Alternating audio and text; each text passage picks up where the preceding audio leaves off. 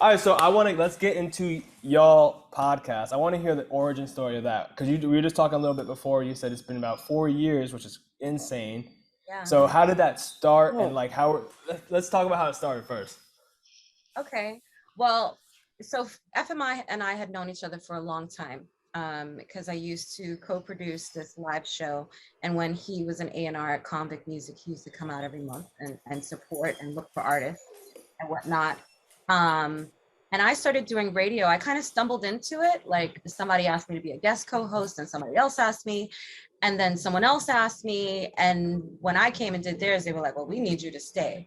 But then some conflict arose, like some jealousies and stuff. And I wasn't happy with it anymore. And it wasn't my show. So I didn't have any, say, if you will. And I didn't feel, how we're all like at a 9 and a 10. I wasn't in that 10 energy when I was going anymore. And I was like, I'm not making money off of this. So this is not doing it for That's me a fact. to be low vibrational. So I started working with another DJ, and then he started doing a live show. So every week I would need a DJ, and I reached out to DJ F.M.I, and he came through and he did that show, and our synergy was off the charts.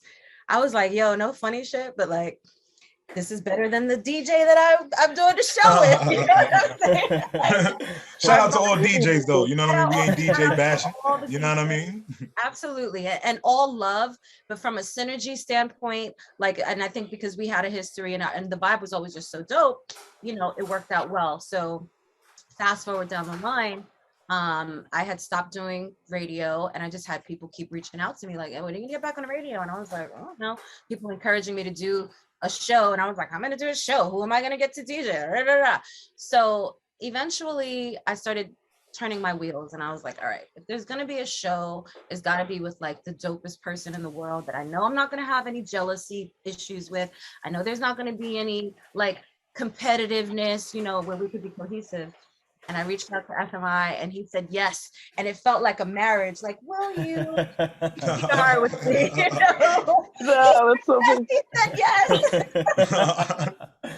You know what I mean? And from that day on, we just took off from the ground running. We started out in Brooklyn on St. James Place, to be exact, the birthplace of Biggie. You know what I mean? Not too far from the Barclays. Now it's Christopher Wallace Way. It's actually been. See, they had to change it after we left. You know what I mean? know, Take right? a picture.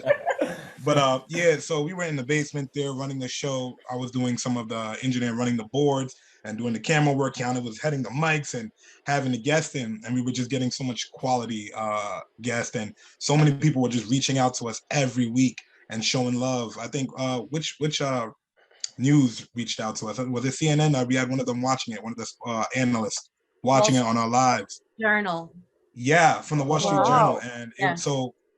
and with the guests that we were getting, it was a blessing. And now we're here 4 years later, bigger and better things. The guest list keeps getting bigger, sponsorships keep rolling in, and we're all smiles.